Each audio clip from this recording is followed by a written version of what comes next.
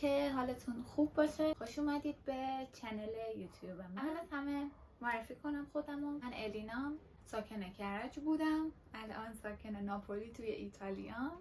دانشجوی رشته اینداستریال کمیستری فور سرکولر اند بایواکانومی مقطع ارشد توی دانشگاه فدریکو. اومدم این ویدیو رو بگیرم که یه توضیح کامل در رابطه با روند مهاجرتم و اینکه چه کارهایی انجام دادم. حالا سعی میکنم توی تاپیک‌های مختلف ویدیو بگیرم که خیلی ویدیوهام طولانی نشه، حوصله‌تون سر نره، چون من خودم مثلا ویدیوهای طولانی دنبال نمیکنم. در رابطه با خودم بگم، من توی ایران لیسانسم شیمی کاربردی بود. مقطع ارشد یعنی من کنکور دادم، ارشدم خوندم، دانشگاه آزادم خوندم، دانشگاه آزاد کرج بودم. تقریبا فکر کنم تا وسطای ارشدم هم خونده بودم، اما خب تصمیم گرفتم که یه ترم مرخصی بگیرم که دیگه درگیر کار مهاجرت بودم و نمیدونستم که میشه یا نمیشه. ترجیح دادم مرخصی بگیرم به جای اینکه انصراف بدم. بعد دیگه دیدم ذره کارم افتاد رو غلطک و من دیگه دارم پیش میبرم همه چیمو، از دانشگاه انصراف دادم و تصمیم گرفتم که ارشد رو توی کشور دیگه بخونم.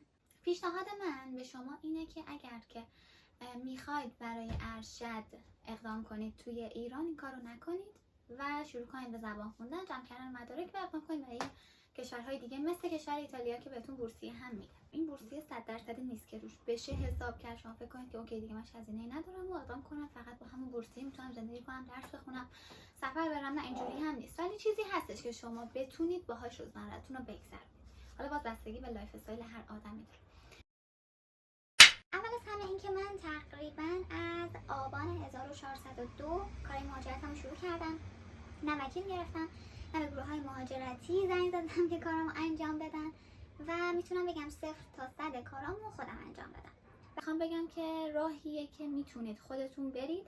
شاید یه مقدار سخت باشه چون شما مجبورید که بیشتر تحقیق کنید، بیشتر سرچ کنید و خب این وقت و انرژی آدم رو ممکنه بگیره، ولی شدنیه. اینم بگم که در رابطه با کارهای اپلای دانشگاه، اصلا صرفا این موضوعاتی که من الان دارم میگم مربوط به ایتالیا نیست. خیلی از کشورها شرایط اپلایشون برای مهاجرت تحصیلی کیه؟ یعنی شما این راههایی که من بهتون میگم اون ممکنه مثلا برای کشور انگلیس، برای شما آمریکا یا خیلی از کشورهای دیگه این روتین کلیشو بتونید استفاده کنید. خب اینو بهتون بگم که اول از همه شما باید مشخص کنید که میخواید برای مقطع لیسانس اپلای کنید یا برای مقطع در واقع ارشد یا برای دکترا. طبق تجربیات من بهترین مرحله اپلای برای ارشده.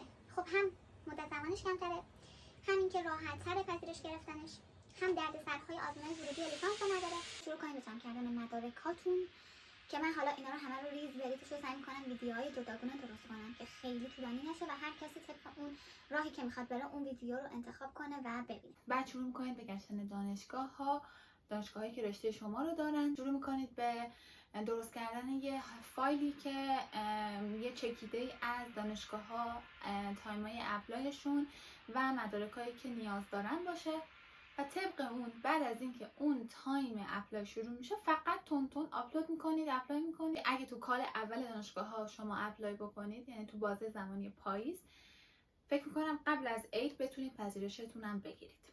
مراحل بعدیش میشه مراحل های مثلا سفارت رفتن، آماده کردن مدارک های بورسیه که باز اینم جداگونه براش یه ویدیو میگیرم و در نهایت چمدون بستن و ویزا بیاد و شما بیاید ایتالیا. پس حتما پیشنهاد میکنم که چنل من رو سابسکرایب کنید تا بتونید اگر هدفتون اینه امسال اپلای کنید و سال دیگه اینجا باشین، ویدیوهای منو از دست ندید. خدافظ.